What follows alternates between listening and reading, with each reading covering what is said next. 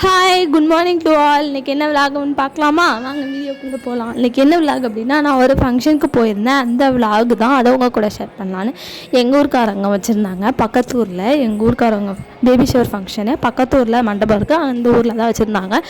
இது வந்து குன்னம், அந்த ஊரில் தான் வச்சுருந்தாங்க. யார் யார் அந்த ஊரில் தெரியும் அப்படின்னு சொல்லிட்டு கமெண்ட்டில் மறக்காமல் பின் பண்ணுங்கள், ஓகேவா? நாங்கள் மண்டபத்துக்குள்ளே போயிட்டு ஃபங்க்ஷனை பார்த்துட்டு, சாப்பாடு தானே ரொம்ப முக்கியம். என் ஃப்ரெண்ட்ஸுக்கெல்லாம் ஒரு ஹாய் சொல்லிவிட்டு கீழே நாங்கள் சாப்பிட வந்துட்டோம். சாப்பிட வந்தது என் பையன் வந்து தனியாக ஒரு இலையில தான் நான் உட்காருவேன் அப்படின்னு சொல்லிட்டு ஒரே இடங்க தனி இலையில உட்காந்துட்டான். இந்த குழந்தைங்க மட்டும் நம்ம வீட்டில் சாப்பிடுன்னு சொன்னால் சாப்பிடாதுங்க. ஆனால் வெளியில் ஃபங்க்ஷனுக்கு வந்தாங்கன்னா தனி இலையில் உட்காந்து அந்த இலையில் உட்காந்து எந்திரிக்கணும், அதில் ஒரு இன்ட்ரெஸ்ட்டுங்க.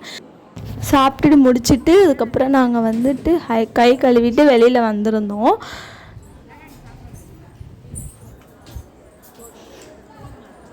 பாருங்கள், எல்லா டிஷ்ஷும் வச்சாங்க பேபி ஷவரில். 5 வகை சாதம், 5 டிஃப்ரெண்ட் சாதம் வச்சுருந்தாங்க. லெமன் சாதம், புளி சாதம், தயிர் சாதம், அதுக்கப்புறம் சாப்பாடு, குழம்பு எல்லாமே இருந்துச்சு. சாப்பிட்டு முடிச்சுட்டு ஹேண்ட் வாஷ் பண்ணிட்டோம்.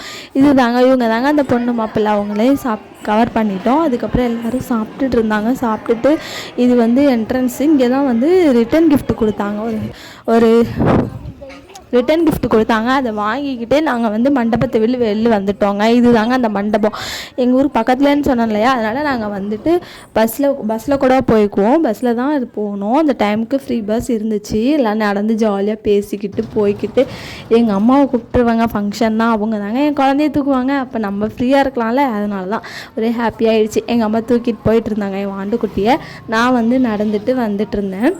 எல்லாருமே ஜாலியாக பேசிட்டு நடந்துட்டு வந்துட்டு பஸ் இருந்துச்சு கரெக்ட் டைமுக்கு. நாங்கள் அதை வந்து பஸ்ஸை பிடிச்சி ஒரு வழியாக பஸ்ஸில் ஏறி உட்காந்தாச்சுங்க. போக்குள்ளேயே அந்த பஸ் டைம் கணக்கு பண்ணி நாங்கள் போனோம்.